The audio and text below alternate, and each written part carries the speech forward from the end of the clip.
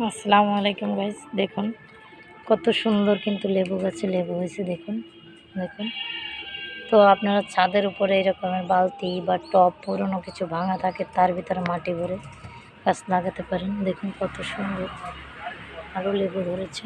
দেখুন এই দেখুন আরও অনেক সুন্দর সুন্দর লেবু। দেখুন অনেক সুন্দর লেবুগুলো, দেখুন অনেক সুন্দর লেবুগুলো।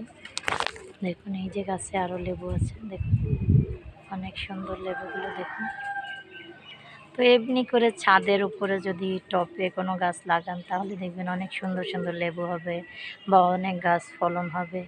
আপনি ইচ্ছে করলে আপনার মতো করে নিজেই খেতে পারবেন। দেখুন এগুলো কিন্তু আমার নানি গাছ ছাদের উপরে রোপণ করেছে।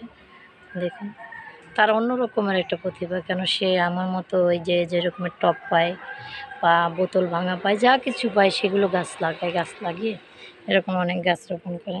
যেহেতু আমার ওই অভ্যাসগুলো আছে, আমি নানিরটা দেখে দেখে শিখেছি।